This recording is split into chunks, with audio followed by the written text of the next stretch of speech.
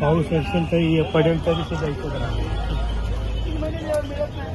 एका एजन्सीला तुम्ही दिले आणि 200 रुपये कसले वसूल करता तुम्ही?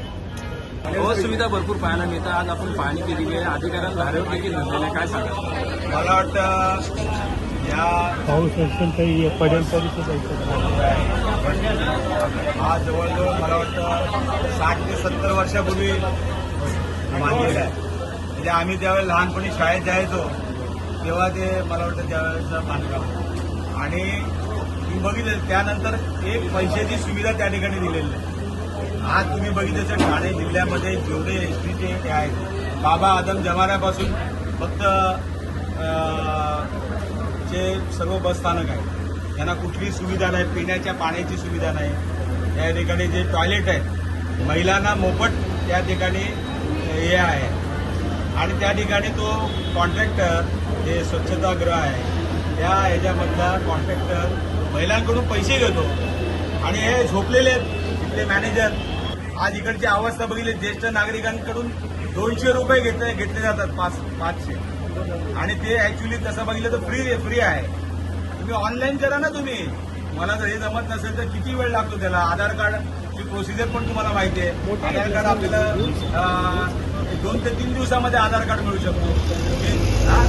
3 महिने झाले त्या ठिकाणी नागरिक लाईन लावून तिथे उभे आहेत. तिथे पिण्याच्या पाण्याची सोय नाही, बसायची सोय नाही, पंख्याची सोय नाही, तिथे टॉयलेट नाहीये आणि अशा अवस्थेमध्ये आज हा एसटी महामंडळाचा जो कारभार चालू आहे या ठिकाणी आपल्याकडे तुम्हाला माहिती असेल आपल्याकडे 2 मंत्री आहेत. एक तर मुख्यमंत्री होते, दुसरे इथले परिवहनचे मंत्री आहेत.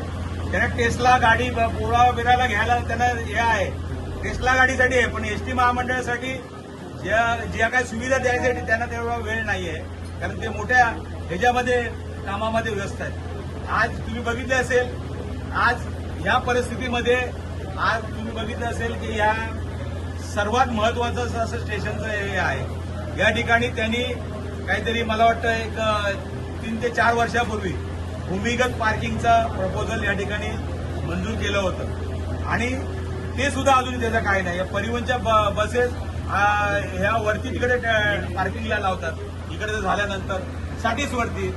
आज परिवहनच्या आमच्या डेपोला इथे पार्किंगसाठी जागा सुद्धा नाहीये. साठीच वरती पूर्णपणे लाईन लागलेली असते आणि अशा परिस्थितीमध्ये तुम्ही जर बघितलं तर वंदना टॉकीज नेहमी पाण्याखाली असतो साहेब.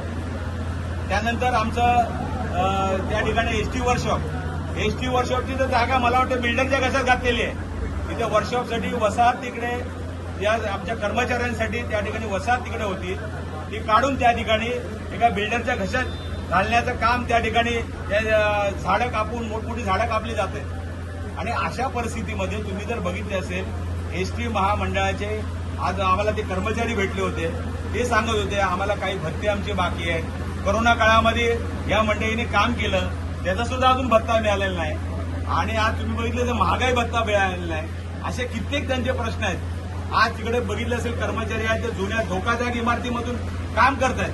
कधी ते स्लॅब कोसळेल सांगता येत नाही. त्याबरोबर मला वाटतं प्रवासी सुद्धा त्यामध्ये दगावतील, ज्येष्ठ नागरिक असतील किंवा महिला असतील किंवा लहान मुलं असतील. अशा पद्धतीने संबंध तुम्ही बघितलं असेल हे संबंध वाटोळं करण्याचं काम या माध्यमातून हे सरकार करते. या ठिकाणी दुर्दैव आहे या ठाण्याचं. या ठाण्याला मुख्यमंत्री सुद्धा राबले होते, या ठिकाणी परिवहन मंत्री सुद्धा या ठिकाणी आहेत, परंतु आज संबंध ठाणे जे आहे हे बेदखल झालेले आहे. आणि या ठाण्यामध्ये तुम्ही आज जर बघितलं असेल ह्या संबंध तुम्ही एसटीचा जो कारभार बघितला असेल ते मला वाटतं त्यांना वेळ नाहीये आणि मला वाटतं त्यांना घरी बसवायला पाहिजे. या निमित्ताने मी त्यांना इशारा देतोय की आज जर या 15 दिवसामध्ये हे जर व्यवस्थित झालं नाही तर मला असं वाटतं की या ठिकाणी परत एकदा आम्हाला रस्त्यावर उतरून आंदोलन करावं.